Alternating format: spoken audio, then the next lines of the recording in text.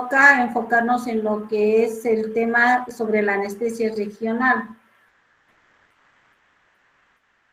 Y de manera general vamos a definir que la anestesia regional es la pérdida de la sensibilidad y motilidad en un territorio o área amplia del organismo donde de manera general el paciente se encuentra consciente. Esta anestesia regional se clasifica o se divide o son dos tipos, los bloqueos centrales y los bloqueos periféricos. Dentro de los bloqueos centrales tenemos la peridural y la raquídea, y dentro de los bloqueos periféricos del miembro superior tenemos al plexo braquial y de los miembros inferiores del nervio ciático, femoral y obturador. Bueno, como todo tiene un principio, hoy vamos a hacer una pequeña rememorancia sobre lo que es la historia, lo básico, ¿no? Es de ahí que 3 médicos talentosos dan inicio a esta nueva anestesia regional llamada peridural. Y Fidel Páguez era un médico militar español que en 1921 describe la anestesia peridural a través de realizar varias punciones, varias anestesias a nivel de la región torácica y lumbar con el objetivo de mejorar la calidad referente a los procedimientos quirúrgicos, sobre todo a las de tipo traumatológicas y cirugía en general. 10 años más tarde, Mario Dogliotti, un médico anatomista, patólogo argentino, también se interesó por esta técnica de la anestesia peridural y busca la manera de llegar al espacio peridural a través de su propia técnica, que es la pérdida de la resistencia, hoy llamada la técnica de Dogliotti actualmente. Un año más tarde, Alberto Gutiérrez, otro médico argentino, sí anatomista, también en su afán de perfeccionar la técnica de la anestesia peridural y encontrar cómo llegar al espacio peridural, pone en práctica la técnica de la gota pendiente. Bueno, vamos a definir la anestesia peridural como una anestesia de tipo central que consiste en la administración del anestésico local en el espacio peridural o epidural a nivel de todo el trayecto de la columna vertebral, comenzando desde los segmentos cervicales, dorsales o torácicos, lumbares y sacrococcígeos. Aquí ven, ¿no? Muestra la figura de la anestesia peridural a nivel cervical.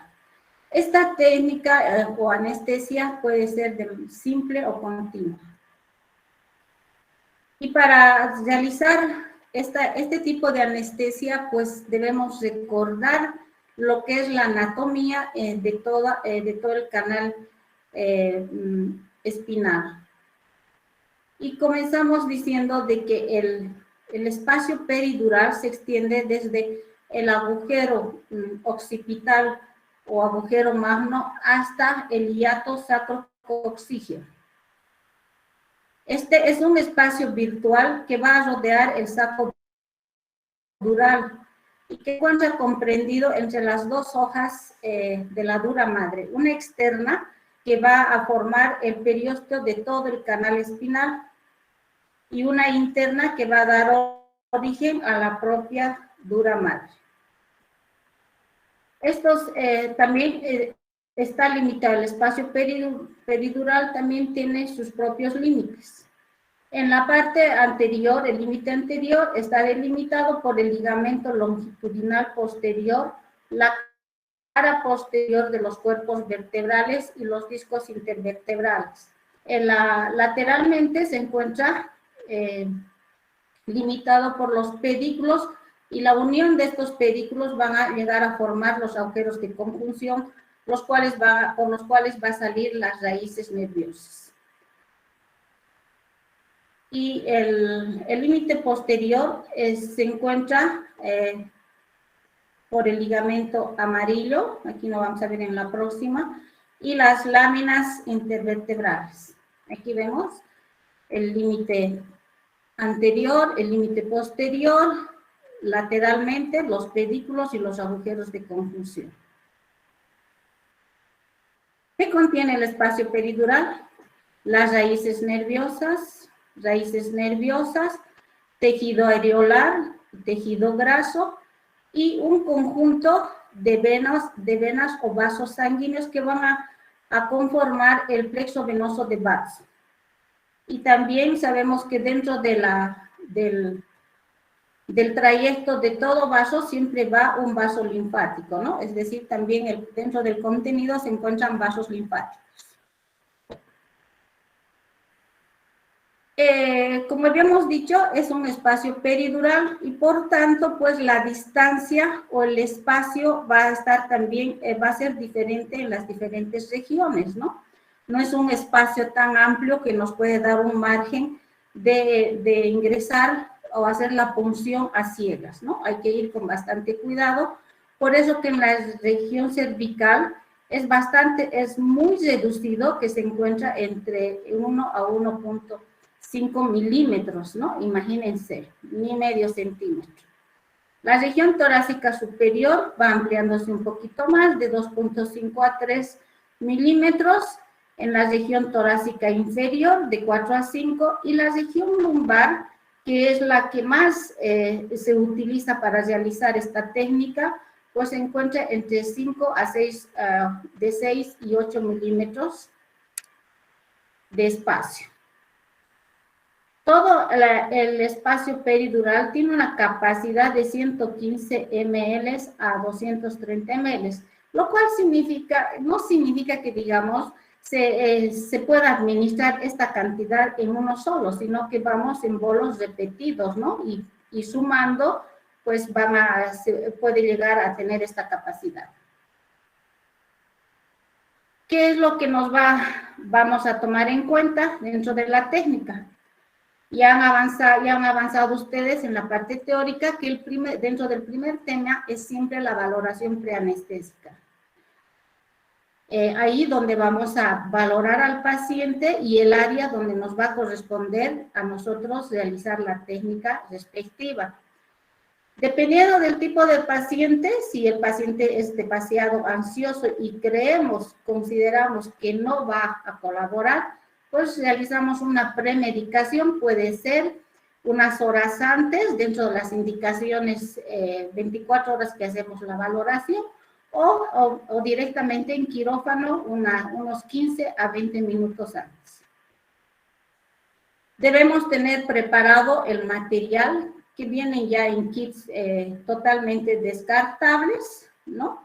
Y solamente verificar que el empaque esté totalmente cerrado, es decir, estéril. Luego ponemos al paciente en una posición, puede ser sentada o de cúbito lateral, derecha o izquierda. Estas posiciones son de preferencia de acuerdo al anestesiólogo o profesional que va a realizar la técnica, a pesar de que hay algunas circunstancias en que indican estas posiciones, pero esto es relativo porque, como les digo, esto depende mucho de la preferencia de cada profesional. Luego realizamos la asepsia de toda la columna, la región poniendo más cuidado en la región donde vamos a realizar, sea lumbar o torácica. En primera instancia hacemos con el alcohol yodado y luego retiramos el exceso del yodo con alcohol blanco.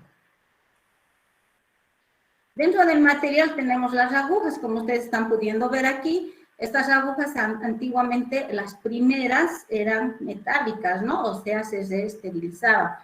En la actualidad ya tenemos las descartables.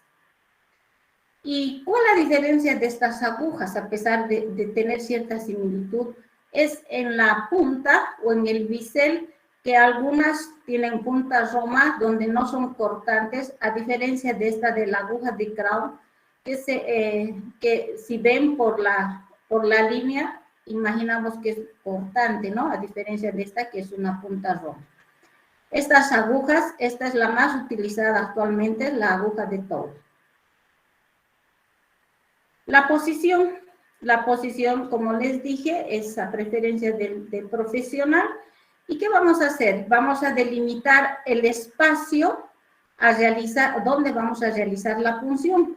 Nuestro punto de referencia anatómico siempre debe ser las espinas ilíacas posterosuperiores, donde imaginariamente vamos a hacer, y mentalmente, ¿qué vamos a hacer? Atravesar entre ambas y vamos a trazar una línea imaginaria, o jóvenes, que se llama la línea de Tuffier. Aquí vemos, luego de haber identificado el espacio para realizar la anestesia peridural, tenemos dos vías de abordaje. Una vía medial, como ustedes ven, ¿no? Seguimos el trayecto de las apófisis espinosas en la línea media de la columna. Aquí vemos, ¿no? Cómo se va realizando. Aquí también la punción, si ven aquí, este sería la peridural, ¿no? Esta ya la de aquí, de que vamos a hablar en la próxima clase. Y la vía paramediana. Esta también, dentro de sus indicaciones, tiene cierta noción relativa, no es así exclusiva, porque también puede haber, a pesar de tener deformidades, podemos tener por la vía medial un espacio perfecto, ¿no? Entonces, se indica esta vía en pacientes que tienen cierta incapacidad de flexionar la columna vertebral, porque como han podido ver en las otras diapositivas, el paciente tiene que estar flexionado y siempre debemos tener una persona que nos colabore y sujete al paciente, porque así por sí solo el paciente no va a poder mantenerse en esta posición. También se indica esta vía cuando se tiene ligamento espinoso calcificado. Generalmente esto sucede en personas de edad avanzada, ¿no? Se dice que como todo va en deterioro, pues también los ligamentos tienden a volverse fibróticos o calcificarse. Las deformidades de la columna puede ser una escoliosis o una cifoescoliosis, ¿no es cierto? Y obviamente cirugías previas de disco. ¿Cuáles son los planos que debemos atravesar? Siempre van a ir de afuera para adentro. Tenemos la piel, el tejido celular subcutáneo, el ligamento supraespinoso, ligamento interespinoso, el ligamento amarillo, y este es el espacio peridural. Si ven, es casi una línea también, ¿no es cierto? ¿Cuáles son los signos para determinar la llegada del espacio peridural? Hay varios signos, sin embargo, los que, como les indiqué dentro de la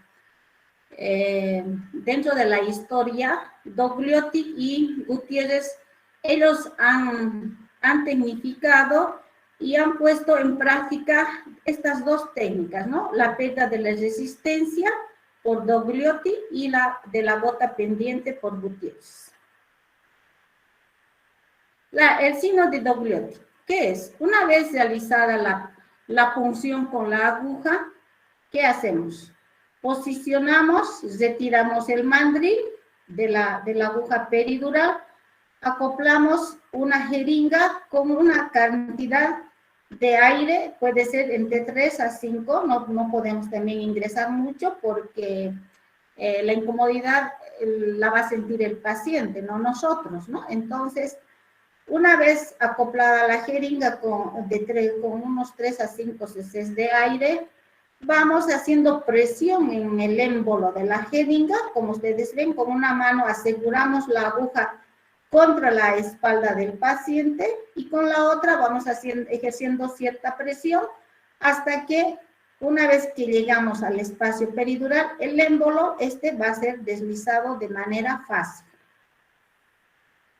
¿Por qué se pierde la resistencia, jóvenes? ¿Qué presión tiene el espacio peridural? Negativa. Negativa, muy bien, ¿no? Entonces, nosotros ejercemos presión positiva. Entonces, al llegar al espacio, entonces inmediatamente se pierde la resistencia con la que estamos ejerciendo y se desliza fácilmente el émbolo de la jeringa, ¿no? Y de la misma manera, el signo de Gutiérrez es igual. Una vez ya posicionada la aguja en la región que estamos realizando la punción, retiramos el mandril y administramos o inyectamos aquí en el trayecto de la aguja una sustancia que puede ser un suero fisiológico o el mismo anestésico local. Y por la presión o porque no existe aquí presión, esto va a quedar ahí colgando. Y a medida que vayamos avanzando, pues esta también va a ser aspirada, esta gota va a ser aspirada, lo cual nos va a determinar que estamos en el espacio peridural. Como habíamos dicho, esta técnica o anestesia peridural puede ser simple o continua. Simple, ¿qué significa? Que es la administración en una sola dosis del anestésico local.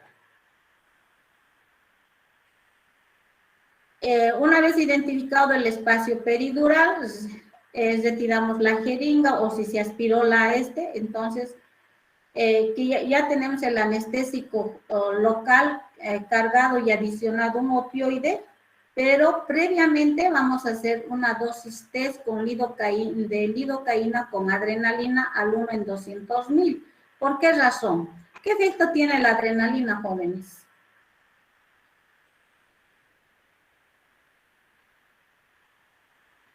Hola. ¿Cuál es el efecto de la adrenalina? Pone al cuerpo en un modo de alerta. Modo alerta. ¿Cómo es eso? Bueno, es vasoconstrictor. ¿Ya? Entonces, ¿cuál es el objetivo? Si al realizar la técnica podríamos puncionar un vaso o rasgar o lesionar y de manera indirecta y pasiva puede ingresar el anestésico asociado a la adrenalina. ¿Y qué va a suceder a nivel cardiovascular sobre todo?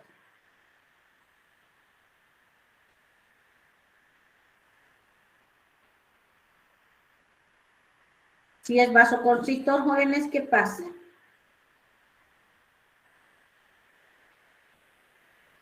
¿Qué pasa pues en el paro? ¿Por qué utilizamos adrenalina? Para evitar hemorragias, doctora. ¿Para qué? Para evitar hemorragias. No. En el paro, ¿qué pasa pues? Deja de funcionar el corazón. La frecuencia se hace nula. Entonces, ¿qué va a pasar? De primera instancia vamos a ver el efecto de la adrenalina como un aumento de la frecuencia cardíaca. Entonces, ¿qué vamos a hacer? Vamos a retirar y buscar otro espacio para volver a hacer la punción, ¿no? Entonces, ese es el objetivo de hacer la dosis test, ¿no? Para que no haya repercusión, sobre todo a nivel cardiovascular. El volumen que se utiliza generalmente en los adultos es entre 20 a 30 cc del anestésico local asociado a un opioide. Pero no, nosotros no administramos los 20 de cada uno. Una vez realizada la dosis test, entonces vamos a ir administrando en bolos de 5 cc y aspiramos. Administramos 5 cc, volvemos a aspirar hasta poner la dosis total, ¿no? Esta sería la dosis, la técnica simple. Una sola administración. A diferencia de la anestesia peridural continua, que aquí vamos a introducir un catéter. Un catéter, lo cual nos va a dar chance de nosotros prolongar un poco más la anestesia. ¿Por qué razón se hacen estas dos técnicas y en qué tipo de cirugías, no? Porque hay que considerar también varios aspectos. Uno, el tipo de cirugía la duración de la cirugía, cuán complicada puede ser, o puede ser una cirugía, como decimos, cristiana, ¿no? Donde no haya complicaciones, o finalmente la habilidad del cirujano, tomando en cuenta, porque hay cirujanos bastante hábiles que a veces parece que las cirugías la hacen como que estuvieran en una competición, entonces tratan de hacer lo más rápido posible, ¿no? Entonces hay condiciones en las cuales nosotros debemos elegir cuál de ellas vamos a realizar, ¿no?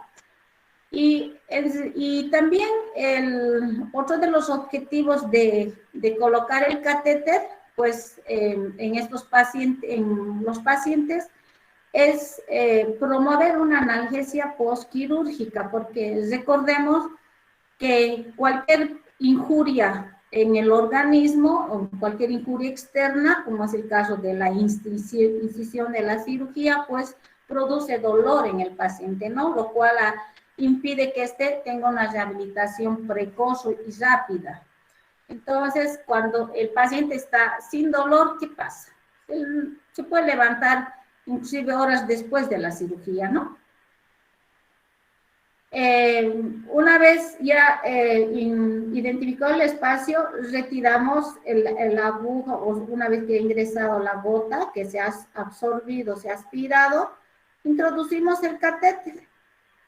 Y este tiene que desplazarse de manera fácil, o sea, es decir, sin ninguna obstrucción, ¿no? Si estamos en un buen espacio.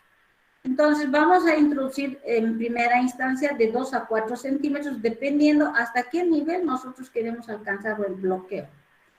Luego vamos a retirar, aquí como se ve, retiramos la aguja sobre el catéter y simplemente se queda el catéter, ¿no? Luego vamos a fijar, vamos a rodear todo y luego colocamos a través de el catéter, tiene un pequeño dispositivo por el cual nosotros administramos el anestésico local. Cuando estemos en la práctica en el hospital, les vamos a mostrar cómo es un catéter. ¿Cómo se podría seleccionar el catéter? En realidad, los libros lo dicen así, ¿no? Pero, sin embargo, como les dije, ya vienen en unos sets o kits estériles, entonces difícil abrir. Pero, sin embargo, ¿qué condiciones tendría que tener el catéter, no? Que estos sean bastante flexibles y que sean resistentes a cualquier ruptura que pudieran tener, ¿no? O sea, flexibles y no rígidos para no dañar los nervios y tampoco producir ninguna incomodidad en el paciente. El material generalmente depende de la fábrica, de la empresa. Los fabrican de nylon, poliuretano y polietileno, ¿no? Estos catéteres son radiopacos o translúcidos, es decir, que cuando nosotros hacemos un tratamiento, por decir, del dolor, podemos ver a través de una simple radiografía la posición del catéter, ¿no? Si está en buena posición y si no está, digamos, encostado en algún nervio que le puede producir dolor al paciente. ¿Cuáles son los efectos fisiológicos? Los más importantes quizás es a nivel cardiovascular, donde va a haber una disminución de la frecuencia cardíaca y posteriormente una disminución de la presión arterial. Sin embargo, con esta técnica, la estabilidad hemodinámica se debe al bloqueo simpático, que es de manera paulatina, es decir, va instaurándose el bloqueo lentamente, ¿no? Que nos va a dar tiempo, ante cualquier eventualidad de una caída de la frecuencia o la presión, de hacer un tratamiento inmediato médico, ¿no? Administrando alguna droga. A nivel respiratorio no afecta, porque excepto si fueran niveles altos, porque ¿cuál es el músculo principal de la respiración, jóvenes? Diafragma. El diafragma, ¿no? Entonces, eso nunca, de ninguna manera, por ningún lado se bloquea, excepto si hiciéramos, ya cuando hablemos del bloqueo del plexo braquial, ahí vamos a hablar, ¿no? Pero con esta no, por tanto no afecta excepto que podría bloquearse los músculos accesorios de la respiración, sí, pero es mínimo, digamos, la injerencia que se tiene en cuanto a la intensidad de cómo funciona el diafragma, ¿no es cierto? Que es el músculo principal. A nivel renal, aquí está con interrogantes, ¿no? De la retención urinaria, que puede suceder, sí, pero es en un porcentaje mínimo, ¿no? Pero sí se puede dar. A nivel gastrointestinal, las náuseas y los vómitos también es un porcentaje mínimo de un 20%, que eso lo podemos resolver y se debe al efecto del simpático, ¿no? Como alguna alumna me dijo que ni sabía por qué razón tenía interferencia o afectaba al sistema gastrointestinal. Y a nivel endocrino metabólico, pues si alcanzamos un nivel de T5 torácico o dorsal 5, pues hay una inervación simpática de la glándula suprarrenal, lo cual va a reducir la secreción de las catecolaminas, que son las responsables del estrés quirúrgico, ¿no? Prequirúrgico, por eso el paciente se pone ansioso, taquicárdico, le puede subir la presión arterial, etcétera, ¿no? Entonces, esto también hace que disminuya con esta anestesia, ¿no? Al bloquear la inervación simpática. ¿Cuáles son las indicaciones? Son quirúrgicas, de diagnóstico y terapéuticas. Quirúrgicas, todas las cirugías que se relacionan desde el abdomen inferior a las extremidades inferiores, ¿no? Y quizás niveles más altos para otro tipo de cirugías, pero combinadas a una anestesia general. Y con el objetivo, como les dije al inicio, es promover una analgesia postquirúrgica. De diagnóstico, porque nos serviría tal vez para el diagnóstico de algunos tipos de tumores, como es los meduloblastomas, o si hubiera algún absceso, porque les recuerdo que dijimos que antes de administrar la dosis total del anestésico, nosotros debemos aspirar para ver si no hay retorno de sangre o líquido cefalorraquídeo. Y terapéutico, para tratamiento del dolor, sobre todo en las enfermedades crónicas, como ser los cánceres, ¿no? Todo tipo de cáncer, relacionado y que estén inervados por las raíces nerviosas, ¿no? No tampoco, no le vas a hacer una cervical que tendrías que promover en el cerebro. Un dolor de cabeza, no ve. Entonces también hay que tener criterios para manejar esto. Así como hay indicaciones, hay contraindicaciones.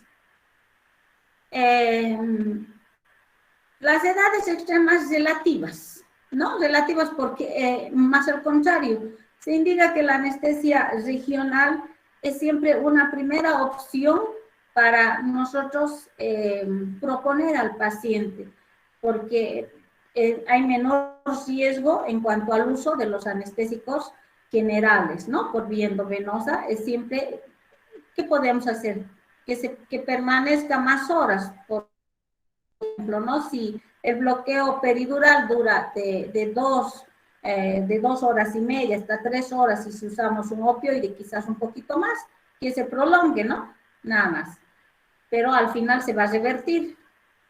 Las enfermedades neurológicas y en los pacientes psicóticos. Aquí sí, porque son trastornos neurológicos, ¿no es cierto? Un paciente con alteración neurológica no nos va a colaborar técnica, porque ustedes han visto la posición y mismo así, teniendo el ayudante, el asistente que nos pueda colaborar para asegurar al paciente, pues a veces puede ser insuficiente. El shock hipovolémico por la repercusión que tiene a nivel del sistema cardiovascular, ¿no? Si baja la presión, pues en el shock hipovolémico se sobreentiende que hay también una caída de la presión arterial. Los pacientes anticoagulados, ¿no? Pacientes que reciben como tratamiento adicional, por ejemplo, a una hipertensión, la aspirina, ¿no? Que comúnmente la utilizan, entonces, por el trastorno que al funcionar de manera indirecta algún vaso, pues puede sangrar. Entonces, por eso es importante que si nosotros vamos a realizar esta técnica, suspendamos unos 15 días antes el uso de los coagulantes, ¿no? O sea, es del tipo de la heparina, las heparinas de bajo peso molecular y la aspirina también.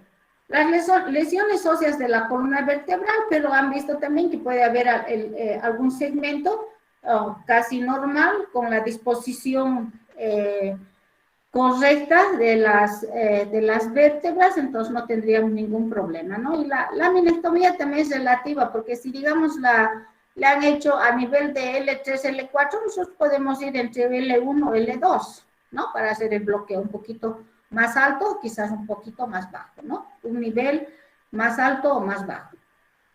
Y obviamente la inflamación local también, porque al hacer la punción podemos nosotros arrastrar cualquier germen patógeno que podemos llevar al interior del espacio peridural y producir unas meningitis bacteriana, etcétera, ¿no? Que eso ya hay que tener bastante cuidado. Las enfermedades cardíacas asociadas a bajo débito por el efecto del simpático también, porque si baja la frecuencia y ya el paciente tiene un débito bajo, pues podemos nosotros agravar esta situación. Y la única quizás contraindicación absoluta, como está aquí marcado en rojo, es que los pacientes rechacen esta técnica, ¿no? Como por ejemplo los bailarines, hay que tener bastante cuidado, porque si persistiera, digamos, una parestesia, por ejemplo, nos puede demandar el paciente, ¿no? Porque sus piernas son, digamos, el instrumento de su trabajo. Entonces hay que tener bastante cuidado y pensarlo bien si vale la pena realizar esta anestesia en este tipo de pacientes. ¿Cuáles son las complicaciones? Entre las complicaciones tenemos las inmediatas y las mediatas. Las inmediatas suceden dentro de ¿qué tiempo, jóvenes?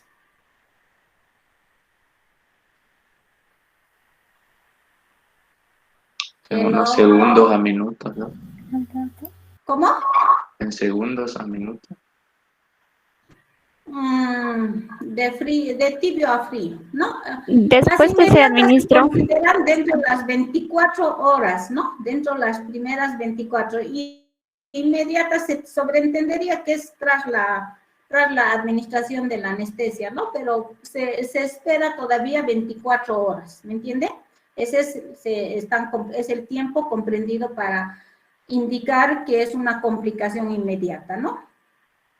Y como ven ahí está la hipotensión, la bradicardia, los problemas respiratorios, porque si el paciente es un bronquítico crónico, que tiene alguna enfermedad de EPOC, obviamente que ya está, normalmente está disminuida su volumen respiratorio, ¿no? Y por ende, si hay bloqueo de los músculos accesorios, sí, en ellos puede ser un poco contraproducente también y hay que estar controlando, ¿no?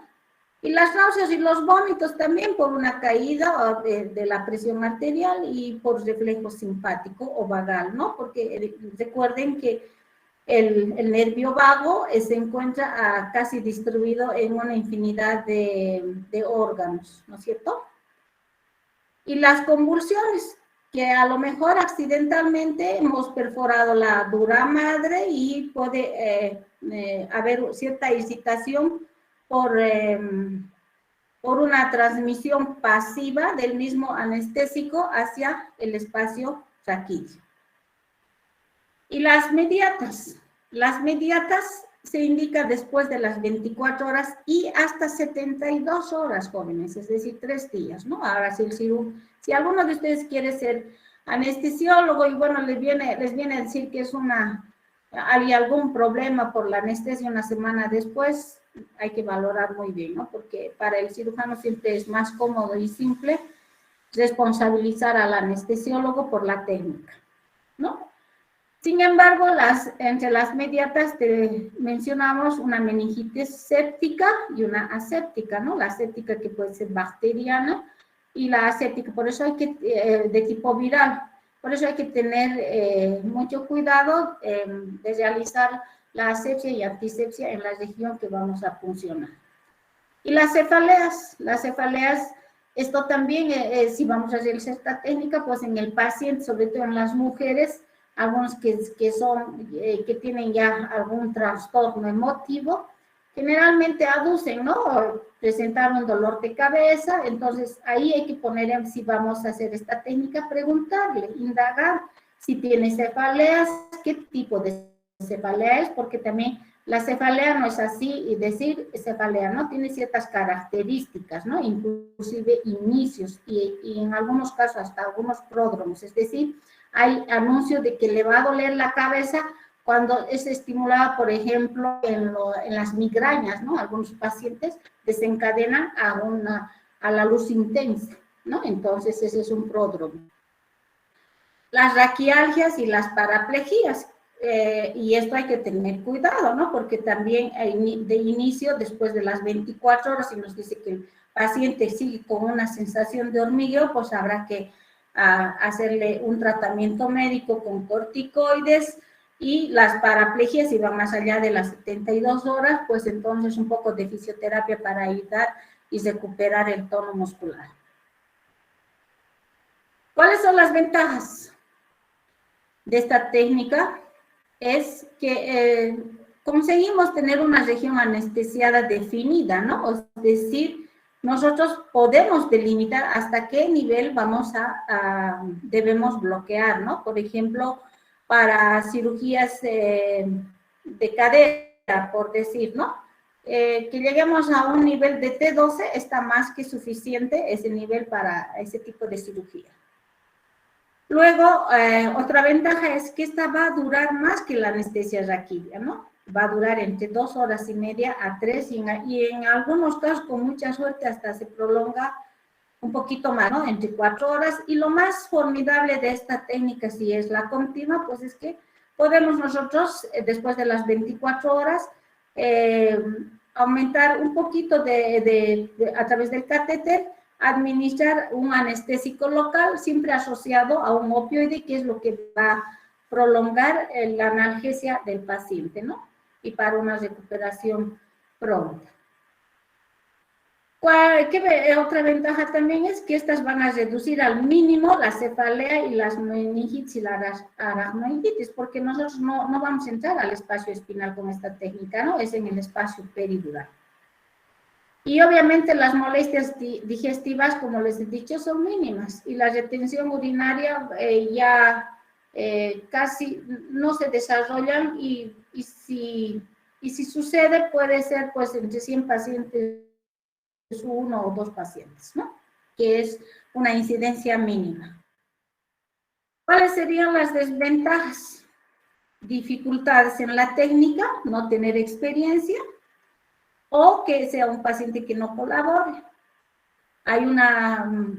Con esta anestesia no hay buena relajación muscular, es decir, en cirugías de abdomen son pésimas para la elección de estas, ¿no? Sin embargo, podríamos asociar, digamos, esta anestesia peridural a una anestesia general, que iría bastante bien con el objetivo de reducir la administración de los anestésicos de uso general, es decir, las endovenosas, ¿no? Los anestésicos endovenosos. Entonces, es la única razón por la cual, digamos, se podría combinar en cirugías, por decir, en una colicistectomía convencional, ojo, ¿no? Porque en las cirugías, en las colicistectomías laparoscópicas, no, porque recordemos, alguien siempre debe operar a algún familiar, un conocido, una amistad. Una cirugía laparoscópica, ¿qué hace? El cirujano va a administrar en la cavidad abdominal, pues, CO2. Entonces va a hacer que se distienda el peritoneo todo, y que para alcanzar y minimizar ese dolor, pues esta anestesia es pésima, ¿no? Salvo que asociemos a una anestesia general. Otra desventaja que son volúmenes grandes que administramos, ¿no? Y que puede producir cierto desconfort en el paciente. El peligro de entrar al espacio subaracnoideo raquídeo también es grande, ¿no? O sea, si inadvertidamente, a pesar de haber hecho la prueba, de no haber aspirado líquido, quizás con el catéter también se puede producir una perforación de la dura madre. Entonces, y nosotros vamos administrando, entonces de manera pasiva hasta puede ingresar al espacio raquídeo, mezclarse con el líquido cefalorraquídeo y alcanzar niveles altos, ¿no? Entonces hay que tener bastante cuidado. Y la hemorragia epidural, las hemorragias en el espacio epidural, ¿no? De la misma manera. Si no es por la aguja, podría seccionarse, o podría puncionarse con el catéter. Luego que también hay un bloqueo segmental disparejo, es decir, podría por alguna razón, porque nosotros de manera general no pedimos pues una tomografía del espacio peridural ni una radiografía. Entonces, tenemos en el entendido de que es normal el espacio, podría producirse por algún médulo, un pequeño tumor, algo que bloquee y que el anestésico pues no se disperse de manera uniforme en el espacio peridural y en la región que nosotros hemos realizado la anestesia, ¿no? Y el dolor lumbar, que cuántas personas ustedes han escuchado y van a escuchar cuando ustedes ya sean médicos. Por eso también dentro de la valoración preanestésica es muy importante preguntar al paciente si no le duele la espalda, ¿no? Con palabras más comunes que puedan entendernos, pero sin salirnos del margen del profesionalismo con que nosotros debemos dirigirnos al paciente. ¿Cuáles son los criterios para un bloqueo satisfactorio? Que tenga un inicio de analgesia con una pérdida de sensibilidad hasta los 10 minutos. No se debe aspirar líquido cefalorraquídeo menos sangre. Que al palpar no percibamos ninguna circunstancia o proceso de inflamación en la superficie que hemos hecho la punción. El entumecimiento o adormecimiento de los miembros inferiores debe ser de manera paulatina, ¿no? Así como la propagación del anestésico. Evidenciar la parálisis del simpático, es decir, si hay una caída mínima de la presión arterial es porque ha habido bloqueo simpático, ¿no? Porque de que se produzca así. Por eso es importante que el momento de realizar después de haber hecho la valoración preanestésica, cuando el paciente llega a quirófano, lo primero que debemos hacer es monitorizar, ¿no es cierto?, al paciente. Entonces ahí ya medimos nosotros todos los valores de los signos vitales, comenzando de la frecuencia cardíaca, de la presión arterial, porque es donde va a haber mayor repercusión con esta anestesia. Y en las pacientes obstétricas, pues, está el alivio de las contracciones uterinas, ¿no? Por eso, dentro de este concepto se maneja lo que es el parto humanizado. Aunque hoy en día para el obstetra o ginecólogo es más fácil irse directamente a hacer una cesárea, ¿no? Por eso es que ha habido una época en que ante la gran realización de cesáreas, pues el gobierno, yo era todavía estudiante, comenzó a promover y dar incentivos para practicar el parto humanizado, ¿no? O sea, haciendo analgesia de parto. ¿Y cuáles son las complicaciones de la técnica? Lo mismo, pero hay diferencias, ¿no? Hay que sabernos ubicar, porque no es lo mismo decir ventajas, desventajas y complicaciones o contraindicaciones. Entonces, dentro de las complicaciones, quizás la punción inadvertida de la dura madre, ¿no? Aquí, como ven, miren, se ha puncionado y la salida del líquido cefalorraquídeo en abundancia, ¿no? Esto es lo que va a llevar también a una cefalea postpunción en el paciente, porque al haber pérdida del líquido cefalorraquídeo, ¿qué va a pasar? va a haber una tracción de las meninges y con excitación, lo cual va a conducir a un dolor. Pero ojo, es característico la cefalea de esta técnica porque es de incidencia sobre todo en la región occipital.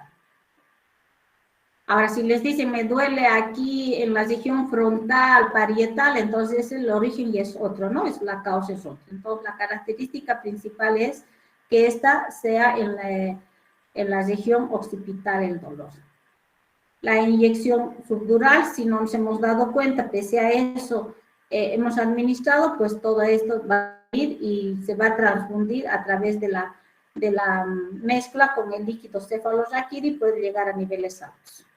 Y producir un bloqueo subaracnoideo o espinal total con un paro inminente en el paciente y por ende la muerte del paciente, ¿no? Porque al haber el bloqueo así fulminante de los centros, del centro cardiorrespiratorio, pues que va a conducirnos a la muerte del paciente. Así como hay complicaciones con la técnica, también hay con el catéter, ¿no? Que al momento de nosotros estar deslizando, desplazando el catéter, entonces puede haber alguna cosita que obstruya y no progrese el catéter, ¿no? Otro que hay que ir por eso milímetro a milímetro también con cuidado, introduciendo el catéter, porque si uno introduce de golpe, probablemente causen cierta molestia en el paciente, ¿no? Y el paciente nos va a relatar, me duele, ¿no? Entonces, ¿ya qué va a hacer? Otro sería que se enrole, ¿no? O sea, que se haga, que se doble, que se enrole el catéter sobre lo que está. Y al querer retirar, que se puede romper. Por eso hemos dicho las características del catéter. Y obviamente anudamiento, la oclusión, por decir algún, al momento de ingresar, a veces en la aguja puede quedarse un resquicio, digamos, de algún tejido al ingresar y eso puede hacer que ocluya el catéter y no se pueda administrar. Y por ende la paraplejía, si es que el catéter está situado o está frente o encostado al mismo nervio, ¿no? Entonces, a una raíz nerviosa que eso le puede producir no solo dolor, sino también cierta parálisis o entumecimiento que una vez que retiremos puede mejorar. ¿Cuál es el fracaso de la anestesia peridural? La falta de presencia del anestésico local, porque puede ser insuficiente, una mala distribución del anestésico y las concentraciones débiles. Bueno, dentro de esta anestesia también tenemos la anestesia peridural caudal, porque recordemos que dentro del recordatorio de la anatomía hemos dicho que el espacio peridural se extiende hasta el hiato sacrococcígeo, es decir, aquí está la membrana sacrococcígea, que generalmente esta técnica se realiza más en pediatría, porque ya en los adultos esta se puede osificar, ¿no? Calcificar esta membranita, pero también si el profesional es bastante experto, sí puede realizar perfectamente también, ¿no? Sobre todo para analgesia del parto, procedimientos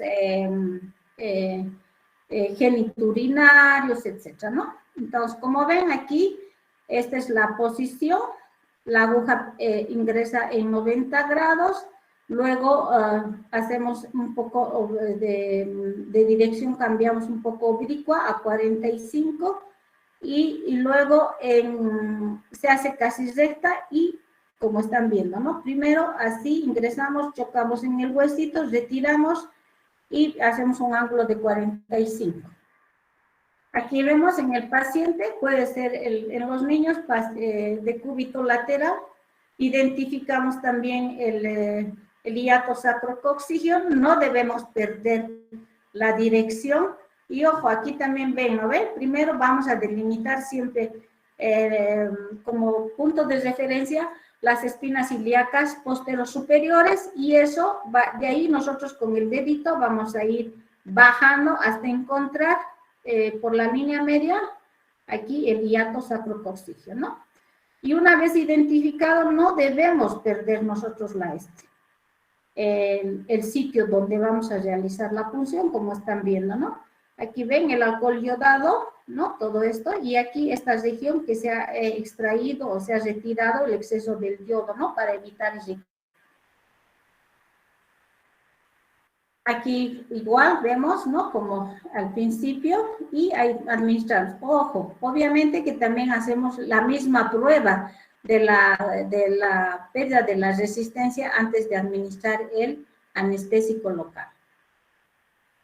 Y aquí la otra posición prona, ¿no? Porque los niños, sobre todo los bebés, los recién nacidos hasta el año, adoptan esta posición, ¿no sé? Duermen de barriguita, de pancita, dice la mamá, ¿no? Entonces, también una posición bastante cómoda para realizar en los niños. Y aquí, como les decía, ¿no? Si uno es bastante hábil, entonces puede hacer una peridural sacral o caudal en adultos, sobre todo para analgesia de parto o para algunas cirugías urológicas de perineo o geniturinarias. Y por último, ya realizada la anestesia, esta técnica, al haber producido, se producen 3 bloqueos, jóvenes, ¿no? El primero es el simpático, el segundo es el bloqueo sensitivo, ¿no? Y por último es el bloqueo motor. Y para revertir, para ver la reversión de esta anestesia, pues que utilizamos la escala de Bromage, ¿no? Algunos utilizan la escala modificada de Bromage, que va a evaluar el grado de bloqueo motor, como vemos aquí. Y a esta escala se le da una puntuación, que es del 1 al 4, o puede ser de 0 al 3, ¿no? 0, 1, 2 y 3, ¿no? Depende del autor cómo lo interprete. Entonces, el grado de bloqueo vemos en el porcentaje con que se caracteriza. Es decir, vamos a valorar cuando el paciente sea incapaz de mover los pies y la rodilla, decimos que es un bloqueo completo al 100%, porque el paciente no va a poder movilizar esto por mucho esfuerzo que haga. En el grado 2, Bromage 2, es donde solamente puede mover los pies, es decir, hay un bloqueo de un 66%. Y el Bromage 3 es ya cuando el paciente puede mover la rodilla, es decir, es más reducido el bloqueo, ¿no es cierto? Es en un 33%. Y cuando el paciente puede flexionar las rodillas y doblar los pies, pues decimos que hay un bloqueo nulo, ¿no? Cuando nosotros hacemos la valoración de este bloqueo para dar de alta, podríamos dar ya con una puntuación de un Bromage 3, ¿no? Porque sabemos que ya esto, una vez que ya llega a esto, ya se revierte totalmente y el bloqueo y el paciente puede mover. En los niños no se hace el bloqueo, no se consigue hacer el bloqueo motor, porque imagínense, un bebé a un niño de 1 año, de 5 años, ¿cómo le explicarías tú de que él no va a mover los pies por la anestesia? Es difícil, ¿no? Entonces, por eso es que en los niños hacemos, eso vamos a hablar en los anestésicos, en las concentraciones un poco más débiles, ¿no? O sea, solamente debemos nosotros promover anestesia, pero sin bloqueo motor.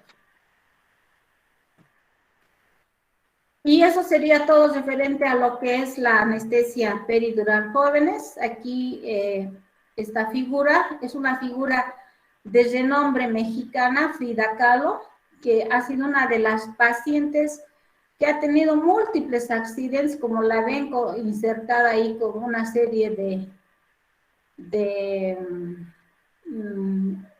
collaretes, no sé, es que utilizaban para mantener la columna, o sea, una paciente que ha vivido eternamente con el dolor, ¿no? Entonces, indican algunos autores que ella es la representación viva del sufrimiento que sufren los pacientes por el dolor. Eso sería todo, jóvenes. ¿Alguna pregunta?